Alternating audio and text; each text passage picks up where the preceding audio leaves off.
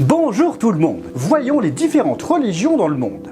Je n'entrerai pas dans le détail. Le christianisme, Jésus a dit dans Jean 14,6 « Je suis le chemin, la vérité et la vie.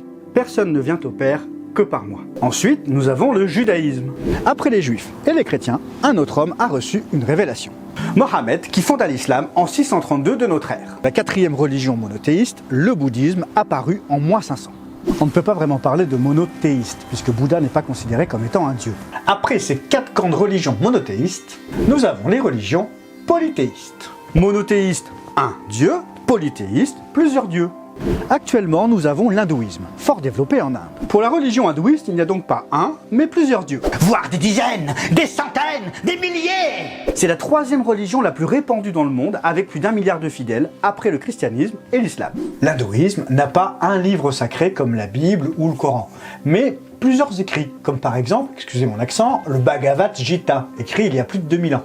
Les hindous pensent que les hommes doivent parcourir les 4 âges de la vie, en commençant par étudier les textes sacrés dès l'enfance, avec si possible un maître, un gourou. Une fois adulte, le fidèle doit accomplir les devoirs sociaux et religieux du groupe auquel il appartient. Oui, faut aussi procréer, pour assurer une descendance et l'ordre sacré du monde. Suite à quoi, il doit se retirer du monde pour méditer. Méditer sur quoi?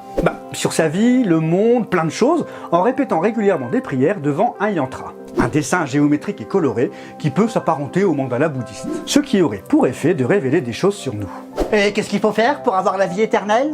Eh bien, il faut renoncer à soi de manière totale, en espérant que l'un des dieux nous reconnaisse et accepte de fusionner avec nous. Généralement, c'est Shiva ou Vishnu. Et si aucun dieu ne repère la dévotion du croyant, eh bien celui-ci se réincarne, mais il doit d'abord avoir été purifié par le feu des mauvaises actions qu'il a pu faire durant sa vie. Les morts sont incinérés et les cendres jetées dans le Gange.